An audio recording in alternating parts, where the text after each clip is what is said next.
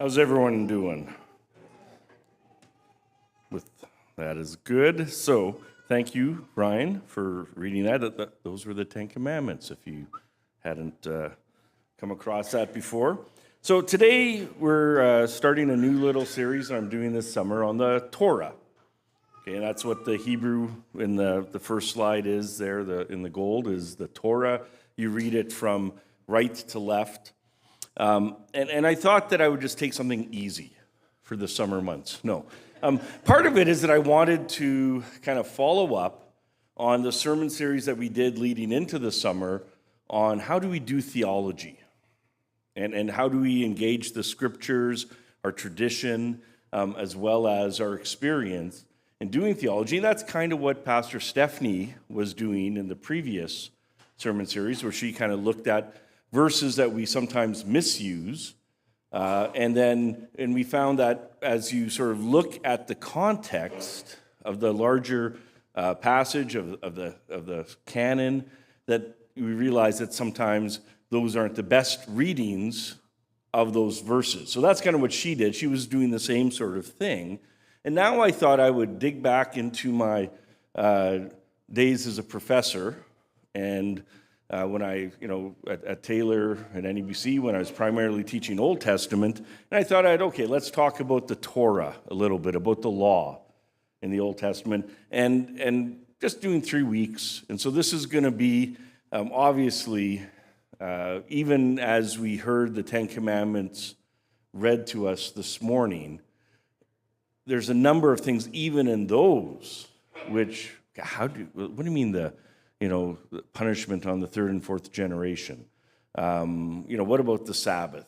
Today isn't the Sabbath, today's Sunday, right? And what does it mean not to work? And there's some that seem fairly clear, others that are a little bit more complex, but the challenge really is more how do we approach it as a whole? And so that's kind of what I want to touch on today, and then next couple of weeks we'll look at some more examples.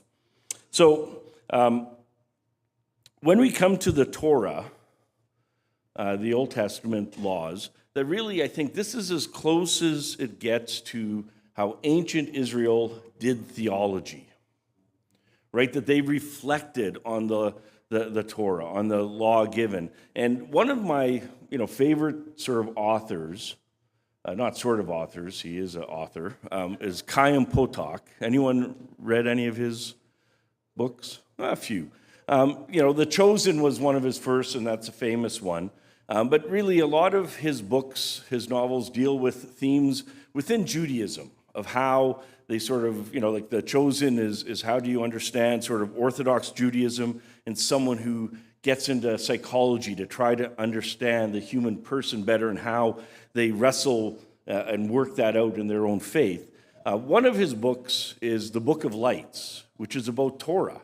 And one of the images that I love from his books, as well as from like movies like Yentl and things like this, is this image of the rabbis gathered around the Torah, around the scrolls, and how everyone's opinion is valued. Maybe, and that when you look at how the Jews continue to reflect upon the Old Testament Torah, you see like in the Mishnah and the Talmud, how it would say, well, Rabbi so-and-so says this, and Rabbi, so-and-so says that, and it kind of gives all the different opinions, and then it says, but the elders say, or the sages say this. And sort of kind of embraces this sort of open reflection on the Word of God, on the Torah, as in terms of instructions of, well, how are we to live our lives?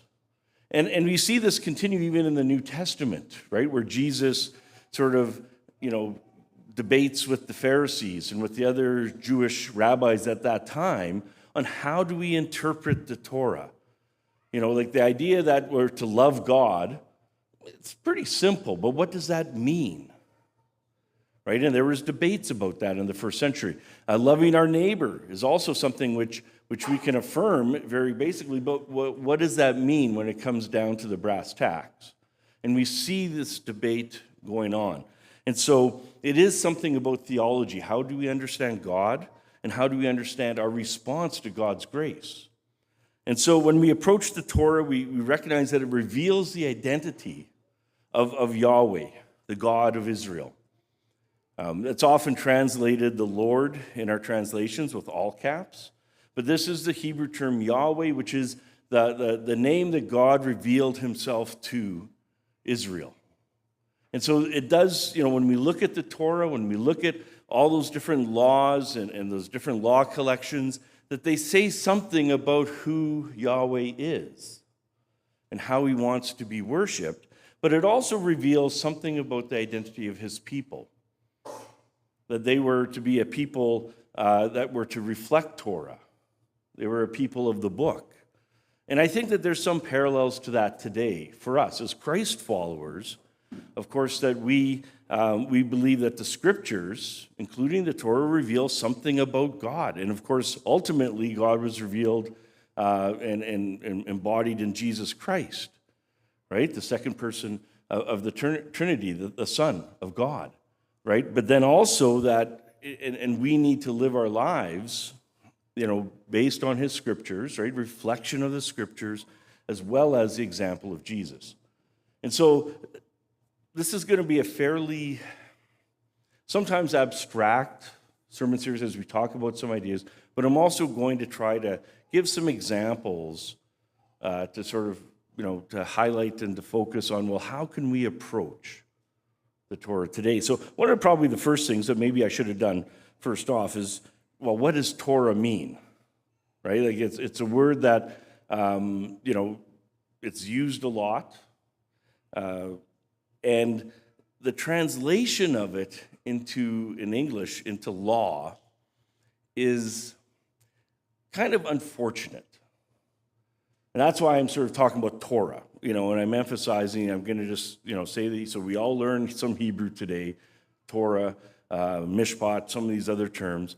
But part of it is that it is broader than our understanding of law, right? That when we think of law, or at least when I tend to think of law in society, we think of legislation. We think about, okay, you shouldn't speed. And if you go through that red light, you're going to get a ticket. Or that, well, obviously there's others like you shouldn't murder and things like that. But for us, it's really tied to legislation. It's tied to legislation. I can say that word. Legislation. It's tied to the idea of developing cases and case law, and it's all about how you argue that and precedent and things like that. And that's a little bit of a misnomer when we come to understanding, the Hebrew idea of Torah. So it can be used to refer to the covenant stipulations, like the sayings of the covenant, the expectations of God that he makes on his covenant people. So it can be referred to that, and there's a number of other terms that are used, can be variously translated as ordinance or commands or decrees or statutes and so on. But the term Torah is also used to refer to the first 5 books of the Pentateuch, right? The first 5 books of the Bible, right? The books of Moses. And so, and if you're familiar with the books of Moses at all, or the Genesis, Exodus, Leviticus, Deuteronomy, and Numbers, and all that, you realize that it's not all what we would consider law, but there's story, there's narrative as well. And then it can also be a term that's referred to the whole Old Testament, or the Hebrew Bible. And so really, the best translation, I think, would just be understand it as teaching or instruction. That the Torah is God's instruction of what it means to follow him, whether we're talking about Old Testament days or now as Christ followers. Right? The Torah is about instruction or teaching.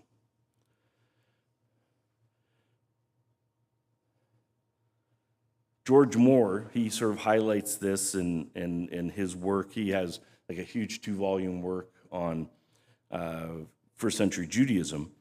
And he says that it is a source of manifold misconceptions that Torah is customarily translated as law.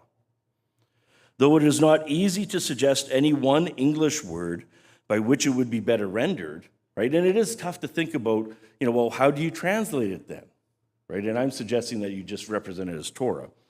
And then he goes on, he says, law must, however, not be understood in the restricted sense of legislation, but must be taken to include the whole of Revelation, all that God has made known of his nature, his character and purpose, and what he would have human beings be and do.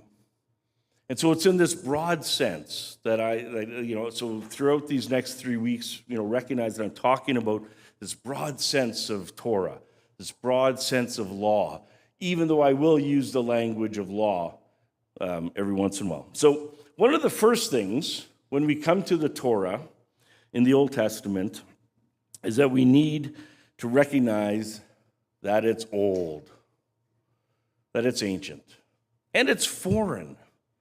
Okay, and not now. There's obviously we have familiarity with it because we've grown up reading it and reflecting on it, but it is something which is part of that ancient world. It's written in ancient Hebrew, and it's in a different language. It reflects the sort of social mores and the customs of the ancient Near East. Okay, so that's just important to keep in mind. And I would say that's important to keep in mind for the whole Old Testament, right? That there is this historical gap, that we have to mind the gap. And so the Torah in the Old Testament is part of this larger tradition as well in the ancient world. And therefore, we need to understand it within this larger context, right? And so there's a number of law codes or collections of laws from the ancient world that we have, that we can read, that talk about similar things in similar ways. And so that's good for us to sort of familiarize ourselves with that. And within the ancient Near East, so ANE, there's a number of cuneiform, right? So this is sort of not like an alphabet like we have or even the Hebrew, but it's sort of a series of wedges. And there's a number of legal collections from this ancient, culture. Some of the older ones are like the laws of Namu. Okay, these are good cat names or dog names. Feel free to name your child them if you want, but like Lipit Ishtar or Ishnuna, Hammurabi. Now, people have heard of the laws of Hammurabi. That's what's pictured in the slide. Of course, that's one where it's a monument, right, that was put in Babylon, and it's to sort of highlight and to show the wisdom of the king, and that the king gets his wisdom from his God.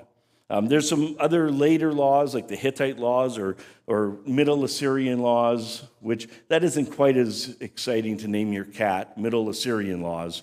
Come on, middle, come, no, anyways. One thing you shouldn't name your cat or your dog, don't name them Bear. Anyways, and don't go camping with them. I was hearing this story from someone where they're, in a campsite and they're trying to call their dog and they're saying, Bear, Bear, Bear, come here. And of course that gets misunderstood in that context, which has nothing to do with the sermon, except for words are understood in their context, right? So there's all these different law codes. And if you're really keen, you can come to my office after the sermon and I can give you some books that have them all in them. Okay, and you can read them and study them. We will be looking at some of the different laws next week, just as a point of comparison. So the purpose of the Torah, or the purpose of these law collections in the ancient world, was primarily to show off the wisdom of the king. Right? So Ishnuna and Lipit Ishtar and Hammurabi, they were ancient kings, and they were sort of collected these laws to say, look how smart I am. Look how wise I am. Right? And they were put prominently throughout their kingdom to sort of highlight their wisdom and justice. And so it was to showcase the wisdom of the king, to discern what justice looks like. Because that was one of the qualities that any ancient king would want to have. That's even, you see this in the scriptures as well, right? When Solomon is made king, what does he ask God for? Wisdom to administer justice, right? To sort of, to be a wise king. And so this is important to keep in mind because the collections of laws from the ancient world were not collections of actual legislation, right? That some of the laws might never have been enacted, never been used in the ancient world, but they were just there to show off how wise the king is. So in some ways they're model sayings to help shape the wisdom and discernment of those administering justice. And for most of the ancient world, it wasn't the king who was the main judge, right? Like he wouldn't be involved in most of the daily court cases that you would have in the ancient world, but it would be the elders of the city that would be gathering at the gates. And they might not even have ever had access to this Torah, these different laws, and they would sort of discern with wisdom how to administer justice case by case. And so it's not the same as, like if you're a lawyer today, you spend many years understanding and reading and being familiar with all these different cases, that can form precedent. When you're arguing a case as a defense lawyer, as a prosecutor, you're going back to these cases to find precedent, to try to make your case. And that's very different than the ancient Near Eastern world and the world of the scriptures. So when you come to the Old Testament Torah, I would say that the purpose is similar. Okay, that it's to showcase Yahweh's wisdom and justice, right? Because that, you don't have in Israel, of course, yes, there was a monarchy later on, but that was never the ideal. That was never the main thing that was supposed to happen, but rather Yahweh, the God of Israel, was to be their king. And so the Torah, and even when we read through Exodus and Deuteronomy, we see how that God himself gave the Torah to, the Israelites through Moses. But it's to highlight the wisdom and justice of God. And then conversely, as the king and as the people reflect on the Torah and live it out, that it's to also demonstrate the wisdom and justice of God's people, particularly the king. So, and you see this in Deuteronomy chapter 4, which is kind of the prologue, it sort of sets up the Ten Commandments in the book of Deuteronomy, where it says, "See, just as Yahweh my God has charged me, I now teach you statutes and ordinances for you to observe in the land that you're about to enter and occupy. You must observe them diligently, for this will show your wisdom and discernment to the peoples, who, when they hear all these statutes, will say, 'Surely this great nation is a wise and discerning people.' For what other great nation has a God so near to it as Yahweh our God is whenever we call to him? And what other great nation has statutes and ordinances as just as this entire Torah that I'm setting before you today?" And so the Torah is about identity.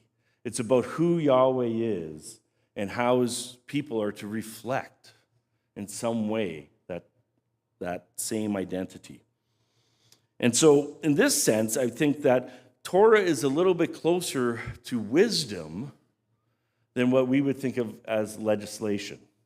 Now, John Walton, he's an Old Testament scholar, does a lot of ancient Near Eastern stuff, and he's written a number of books.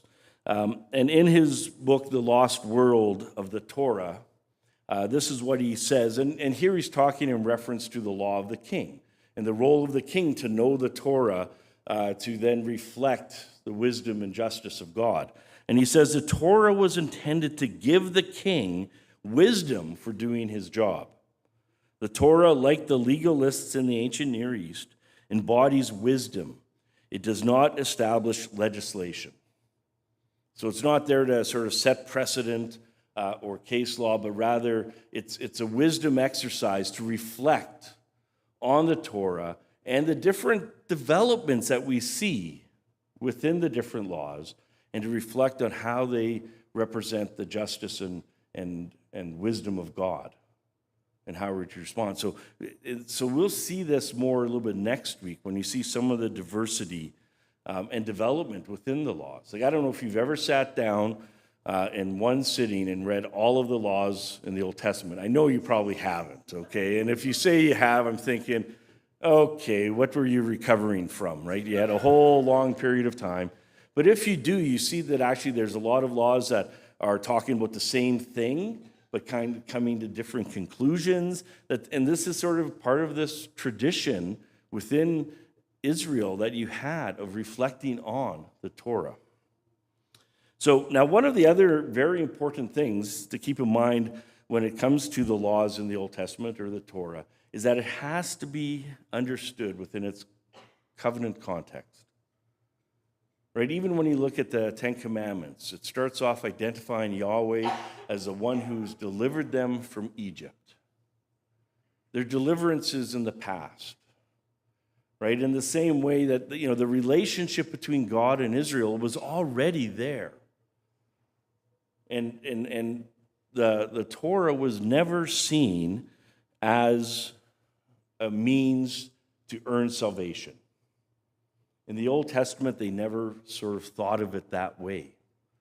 And that's sort of a popular misconception that's around in different sort of Christian theologies, especially when you see sort of the contrast between law and grace, right? But in some ways, that's something that was maybe going on in the first century more than ever in the Old Testament. But God brought Israel out of Egypt because of his grace. He called them and brought them out because they were the descendants of Abraham, who in Genesis chapter 12, God had called unconditionally and said, I am going to bless you, and through you, my blessing will extend to all the families of the earth. Right? So it was always about God's choice and God's blessing and God's grace. And never this idea that, I just need to do a little bit better or be a little bit more holy so God would accept me. Right? Our salvation in the New Testament in Jesus is by grace.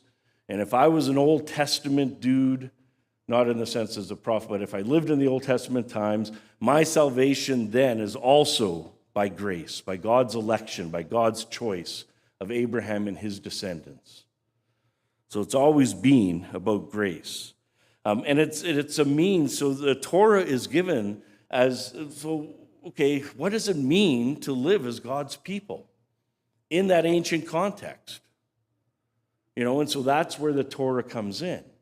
That it's instructions for how to live faithfully, and follow Yahweh.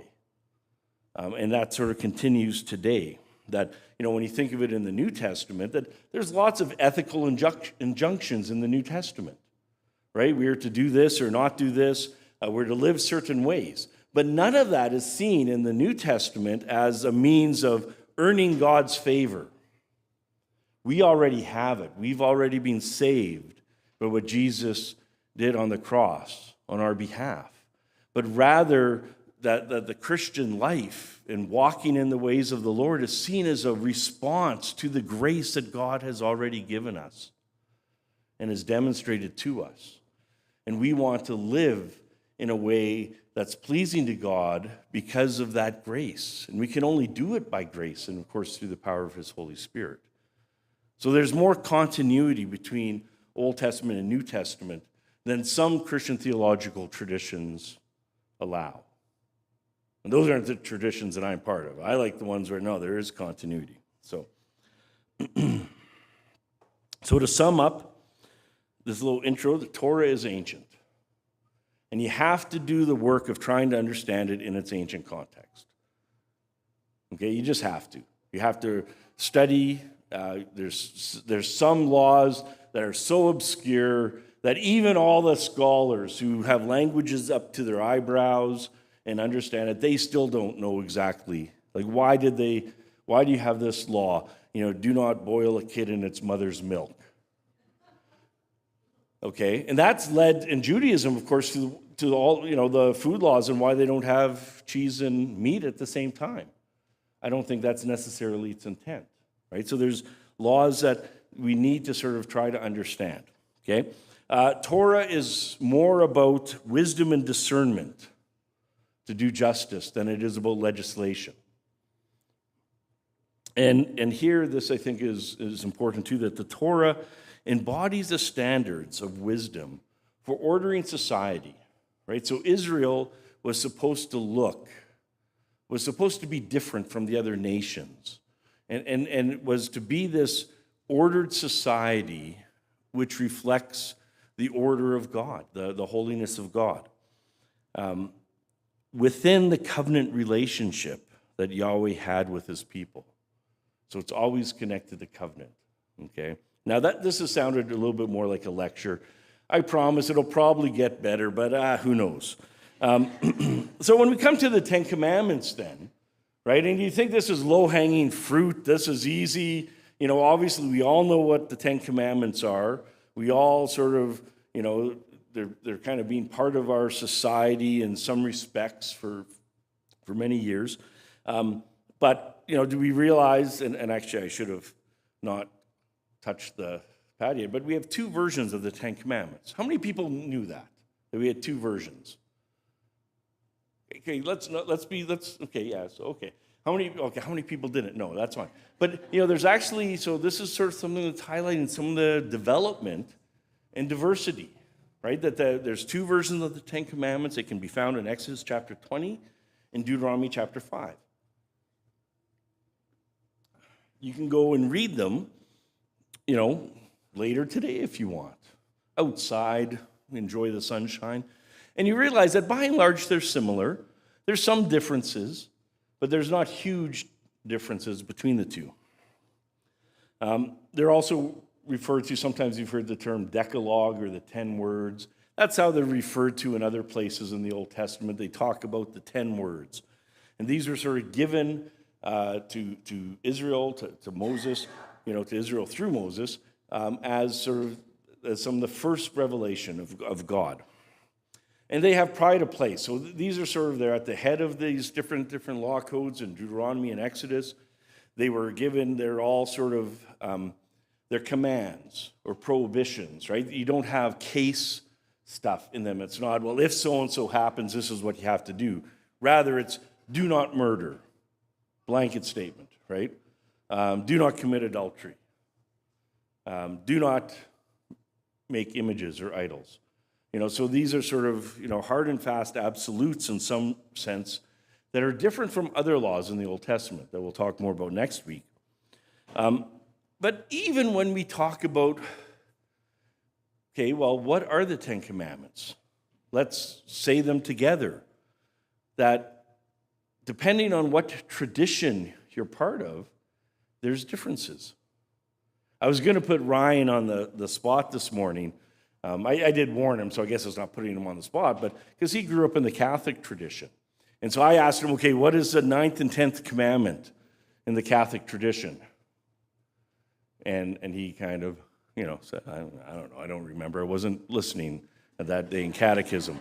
But, so there are differences. And I just sort of throw this up there just to sort of highlight that there's a different Jewish tradition of which are the 10. There's a different Catholic tradition of which are the 10. And then a different Protestant tradition of which are the 10. And the main differences I've grayed out there. So, well, what is the first commandment? In the Jewish tradition, it's the declaration that I am Yahweh who delivered you from Egypt. That is sort of that self-identification of Yahweh is seen as the first commandment. And then the second commandment combines you're to have no other gods or not make any image. In the Catholic tradition, they combine the first, what we would consider the first two commandments, but then they divide out the last two. And they base it more on Deuteronomy. Do not covet your neighbor's wife. Do not covet your neighbor's house and stuff. I have those flipped around. I notice it's wrong on my slide. But I just noticed that today, right now. And then the Protestant tradition is the one on the far column. That's what we're going to talk more about. And what's interesting about these three different ways of reading the Ten Commandments and dividing them up is that they all go back to the ancient Hebrew tradition. Right? They all go back to the Hebrew Bible. They're all Jewish in origin. It's just the rabbis adopted one, Catholics adopted another, and Protestants adopted a third way. So even here we see that there's debate, there's diversity, there's development in how we understand the Ten Commandments. So in the Protestant tradition, right, we have the first four: no other gods, no images, don't misuse the name. That's not about swearing as it is to, swearing falsely more in like a law court or in an oath or something like that. Keeping the Sabbath. Then the next 6: honor parents, don't murder, commit adultery, do not steal, do not give false testimony, do not covet. Right? And this is something where in our tradition, so these are the 10 that we highlight, and we sort of connect them to even what Jesus says in Mark and in Matthew, where he talks, the first 4 are about, well, how are we to love the Lord our God with all of our heart, mind, soul, and strength, right? And it talks about right worship.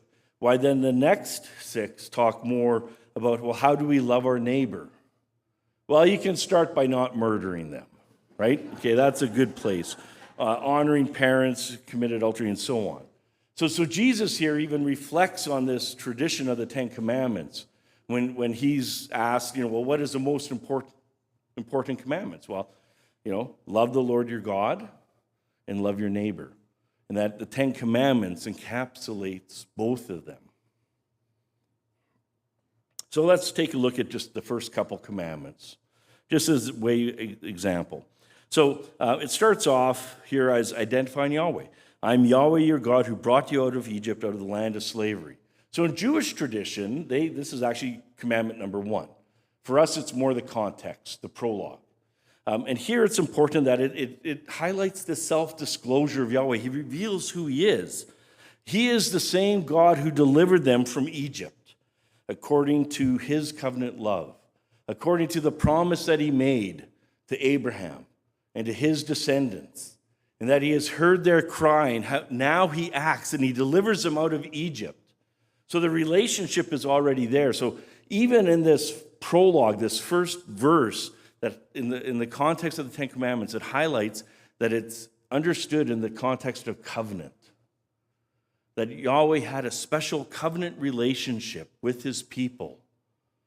And it's because of this covenant relationship that he delivered them from Egypt. And now he is showing them and how they should live their lives. And it's interesting that Martin Buber, this one Jewish philosopher, theologian, he highlights how the heart of biblical religion, right, of biblical faith, is a response to an event.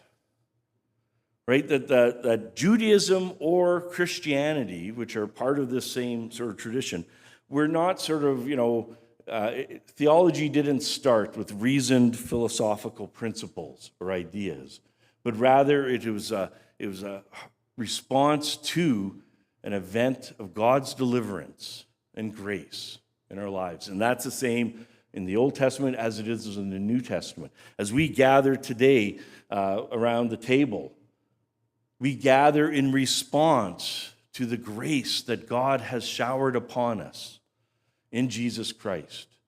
And we remember the covenant that he made with us. And then we respond to it when we leave here, and as we live our lives in our communities, we respond to it by living lives of love, and by loving our neighbors and loving one another, and by doing that. So that's the same sort of thing that's going on here. So right at the very beginning, it highlights this sort of covenant context. And then you have the command, you shall have no other gods before me. And here it's significant that you're identifying the who of worship. Well, who are we to worship? What is God like? And the significance in this command lies in the nature of the covenant relationship.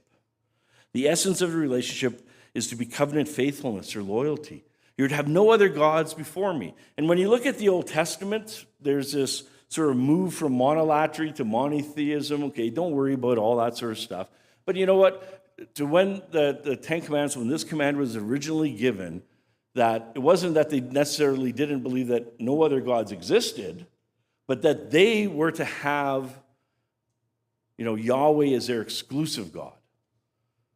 And then later on the Old Testament, you see that being refined to the point, like in the prophets and Isaiah, where it was that, no, these other gods are just mere idols and nothing, right? There's only one true God. And then, of course, the revelation goes further in Jesus Christ, where we realize that God is not just one, he is one, but he's also three. And that, and we get to the doctrine of the Trinity. So you see this development, this progressive revelation. But no matter how we understand that development, it sort of highlights that for Israel, that their God exclusively was to be Yahweh, the God who revealed himself to them, delivered them from Egypt, and brought them into the promised land. That he was to be their God, and they were to be his treasured possession. And then it goes on, and you have this, this prohibition of making any images. You shall not make for yourself an image in the form of anything in heaven or above, or on earth beneath, or in the waters below.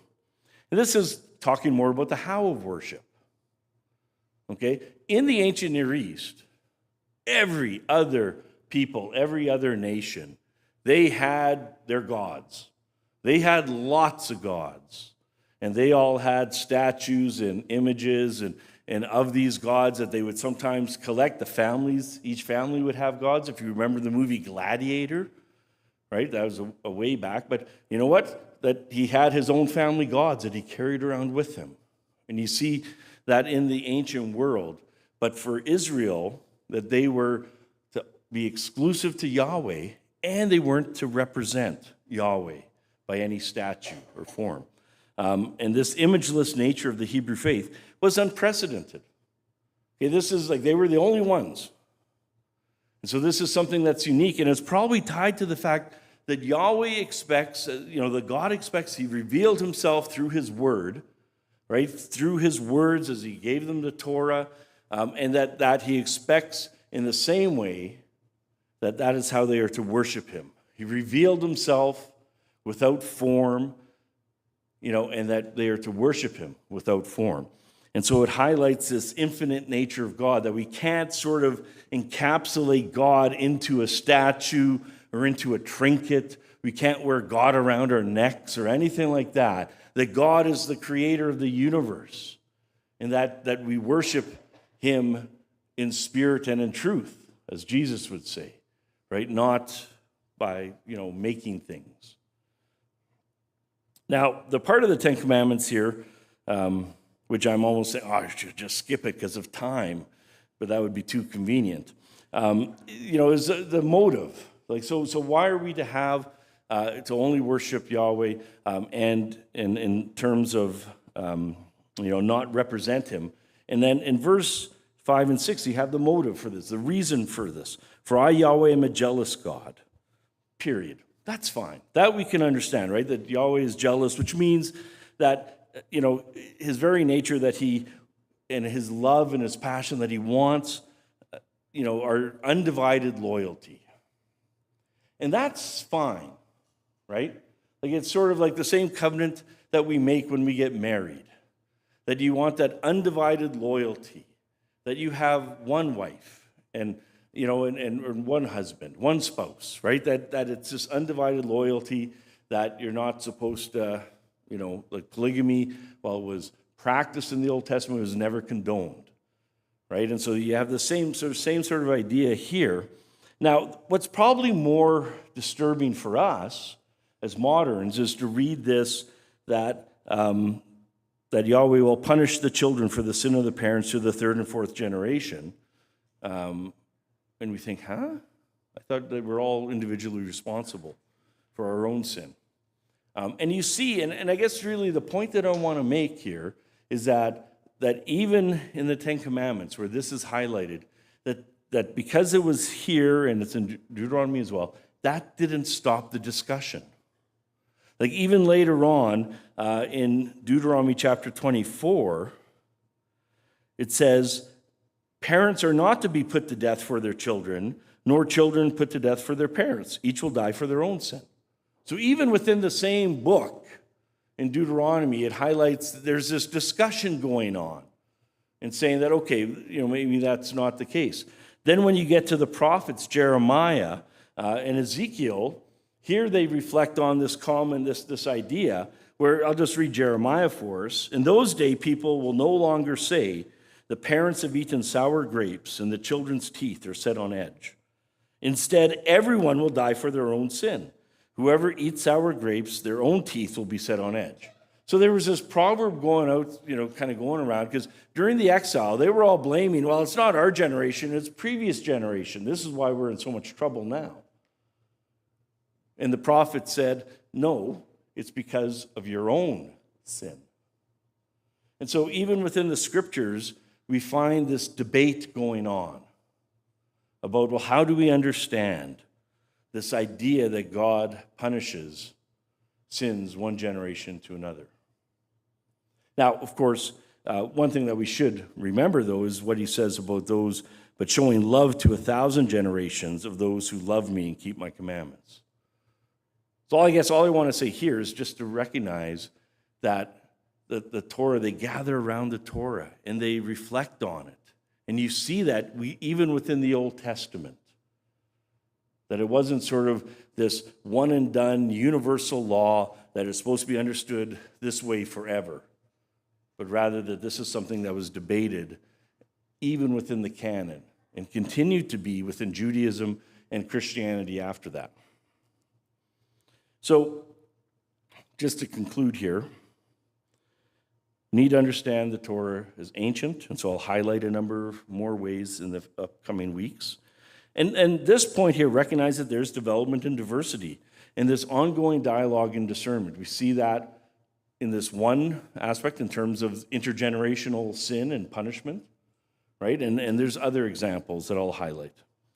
We need to understand it in its covenant context. And this is important, I think, because, first of all, it's God's word to us as his people, right, as a church, not necessarily God's word to the world, right, that it's in a covenant context, right, that we are called to love one another and love God, and that we need to be doing that and not worrying about what other people are doing. It discloses the identity of Yahweh, as well as reveal the character of his people. And it embodies wisdom and discernment and instructs how we are to walk justly as God's people.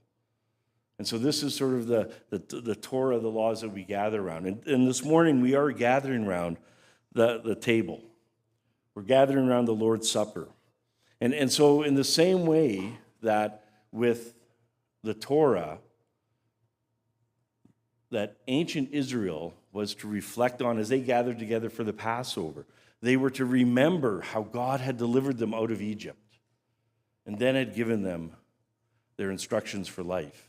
And in the same way as we gather today, first and foremost, it's time to be thankful for God's grace and provision for us in Jesus Christ. That we are to remember that Jesus died for us on that cross as we take the bread and the cup. But in the same way, it's a time for us to renew our undivided covenant commitment and loyalty. That same undivided commitment that Yahweh expected of Israel, so God expects of us. That our lives are to be, that Jesus is our Lord, right, and Savior. And by Lord, it means that he is to be Lord of every aspect of our life. And so as we celebrate communion this morning, we need to reflect upon not only the provision that God has provided for us to reconcile us to himself and to one another, but then also to realize that the commitment that Yahweh and that God expects of us is one that is to be undivided above all else. We're going to do communion by stations. So you notice there's a station here and here. And Rachel and Pastor Chris will help us